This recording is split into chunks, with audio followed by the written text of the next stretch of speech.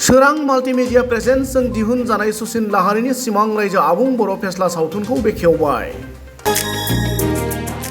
जुदि नोंसोरो सोनाब रायजोआव थांनानै बोरैबाफोर जेननानै फैयोब्ला आंनि बे सिमां रायजोआ खैफोदाव गोग्लैगोन। गिबियावनो बे समावहाय बयनिसिमबो खुलुमनाय आरो सिबिनायखौ जासिहरग्रोबाय। आसा खालामो बयबो मोजाङैनो दं होननानै।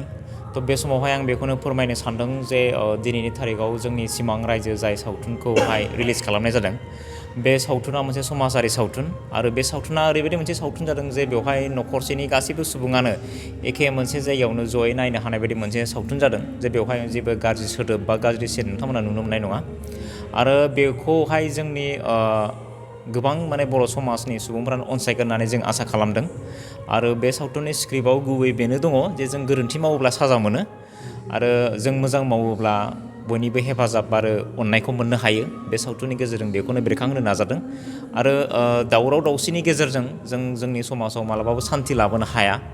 जोङो समाजाव जुदि सान्थि लाबोनांगौब्ला जों बयबो खौसे जानांगोन आरो गोजोननि थाखाय जों बयबो गोरोबलायनानै थानांगोन।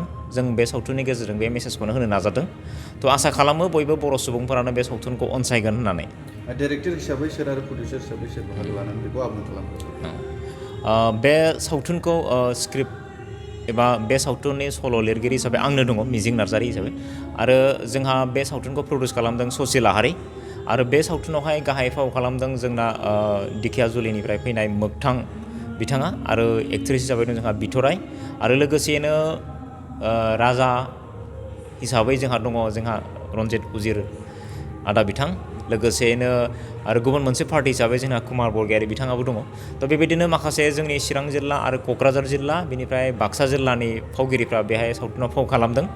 आरो गोबां जाखांफुनाय लाइमोनफ्राबो बे सावथुनाव फाव खालामदों। आरो बे सावथुना जाहैबाय मोनसे समनि राजा रानिफोरनि काहानिजों लोगोसे जोंनि नैबे दा सोलिबाय थानाय जायनाखि थासारि, बे मोननैबो थासारिखौ सरजाबनानै बे सावथुनखौ बानायनाय जादों। जिथु नुनो मोनदों सावथुननि टाइटेलखौ सिमां रायजो, गुबै ओंथिया मा? सिमां रायजोनि ओंथियानो जाहैबाय जे जों जाय मोनसे रायजोखौ लुगैयो, जेराव मोनसेबो दावहा थाया, मोनसेबो दावराव दावसि थाया, ओरैबायदि जों मोनसे गोजोन रायजोनि बयबो सिमां नुयो, जायखौ जों सिमां रायजो होननानै बुंनांगोन आरो। थ' जोंनि बे सावथुननि गुबै थांखियाबो बेनो जे जों बयबो गोजोन आरो खौसेथिनि रायजोखौनो लुगैबाय थायो। थ' बे हिसाबै जाहाथे जेबो दावराव दावसि फैया, जेराव गोरोबलायनाय, जेराव खौसेथि थायो, बेबायदि मोनसे रायजोखौ लुगैयो हिसाबै जों बे सावथुननि मुंखौबो सिमां रायजोखौनो दोननाय जादों। जिहेतु नोंथांमोननि सिनेमाखौ जुदि दाब दाब जायगायाव देखायहैनोब्ला माबोरै मोननो हागोन? बे सावथुनखौ जुदि रायजो राजा बिथांमोना अनसायनानै दाब दाब जायगायाव दिन्थिनो लुगैदोंब्ला, जायनाखि जोंनि ट्रेलार एबा एडभार्टाइज हगारनाय दङ, बेवहायनो कन्टेक्ट नाम्बाराबो दङ। बे कन्टेक्ट नाम्बाराव नोंथांमोना कन्टेक्ट खालामनानै बे सावथुनखौ दाब दाब जायगायाव दिन्थिनो हागोन। जों नुनो मोनदों जे देग्लायनि जिथु सावथुन, गोबां सावथुन दङ, नाथाय नोंथांमोननि सावथुना एसे आलादा रोखोम नामा नोंथांमोननि सावथुना? देग्लाय बोसोरावहाय बर' सावथुन हिसाबै गोबाङैनो ओंखारदों। जोंनि चिरां जिल्लायावबो गोबां ओंखारदों। थ' आरो बयनिबो सावथुना मोजाङानो जाजोबदों देग्लाय बोसोरावहाय। खोब मोजां मोनदों गोसोआवबो जे बयबो मोजां सावथुन दिहुनदों होननानै। थ' बेनि गेजेरावहाय नैबे सिमां रायजो सावथुना एसे आलादा जादों।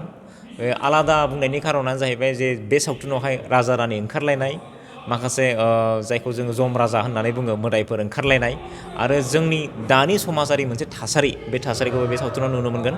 थ' ओंखायनो जों बुंनो गोनां जादों जे बे सावथुना गुबुन सावथुननिफ्राय एसे आलादा रोखोमै दिहुनजानाय जादों। नोंथाङाबो रल खालामदों नामा?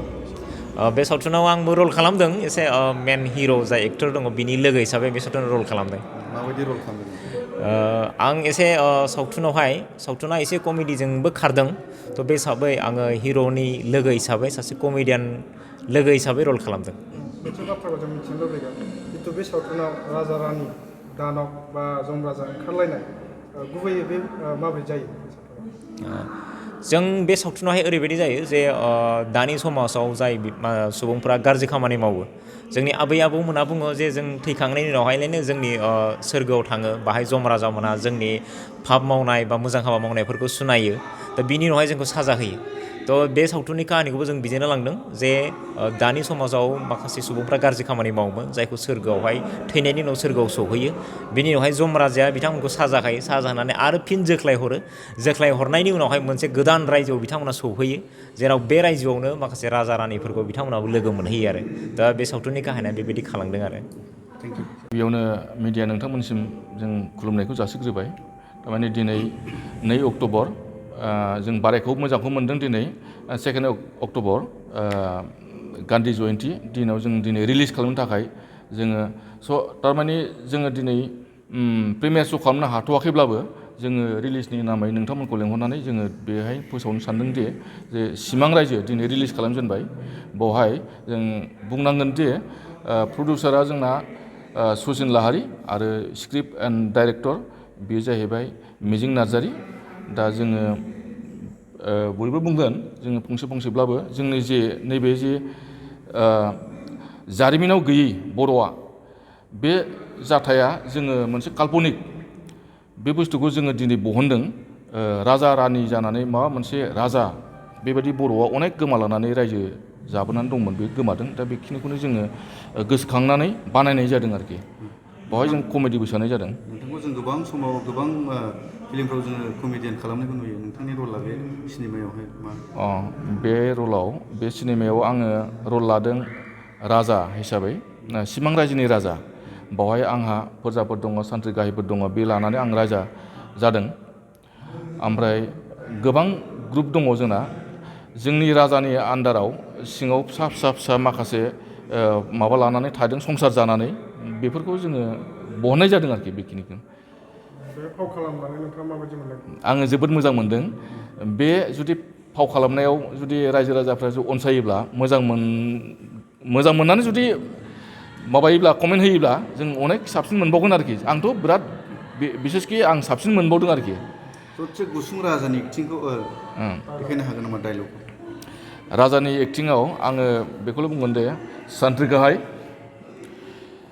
मानो लिंबावोमोन आंखौ बे रायजोआव, सरि मानो लिंबावामोन आंखौ बे जायगायाव, बुं सान्थ्रि गाहाय मानो लिंबावामोन नों? थिग बिदि आरोखि। पाब्लिकफोरखौ नायनो थाखाय मा खालामो? आङो पाब्लिकनि सायाव नोंथांमोना जुदि अनसायोब्ला पाब्लिकफ्रा नायगोन मस्ट कमेडि बाहाय। राजा रानि बाहाय फोरजा उसुरफोर दङ, गोसोम हारिफोर दङ, बेफोरखौ लानानै जों गासिबो कमेडि। खिन्थु बर' रायजोआ गोदो बर' माबाफ्रा बेबायदि संसार जाबोदोंमोन। बाहाय माखासे जारिमिनारि जाथाय जाबोआखै, गोबां बेबायदिनो जारिमिन गैयै बर'आ संसार जाबोदोंमोन। थिग बेबायदिनो जोङो बेखौ बहननाय जादों आरोखि। दिनै बे फुल मुभिखौ बेखेवबाय। रायजो राजाखौ खावलायनो सानो जे माने बयबो अनसायो। बेवहाय आंबो एक्टिं खालामदों, MLA जानो सिमां नुनाय। गोबां आर्टिस्टफोर दं, मोजां एक्टिं खालामदों। माखासेखौ नायनायनि उनाव रायजो राजाफ्रा कमेन्ट होगोन मोजां गाज्रिखौ। जों गावनो एक्टिं खालामग्रा हिसाबै गावथ' जोंहा उसुबिदा मोनो बुंनो। जायखिजाया आङो नायनानै जोबोद मोजां मोनबाय। बिराद कमेडि। मिजिं नार्जारीनि डिरेक्सन आरो camera editing VFX Sachin Lahary. बेनो। नोंनिसिमबो निउस नायगिरिफोरखौ खुलुमनाय जासिहरबाय। जोंहा गाबोननिफ्राय मोनफ्रोमबो जायगायावहाय दिन्थिनायनि माबा बुकिं दङ। दा जायफोरहा सिमां रायजोखौ नायगोन, अनसायगोन, बिथांमोनहा बे सिमां रायजोखौ गुबुन जायगायाव लांनानै, दाब दाब जायगायाव लांनानै नायहैनो हासिगोन आरो।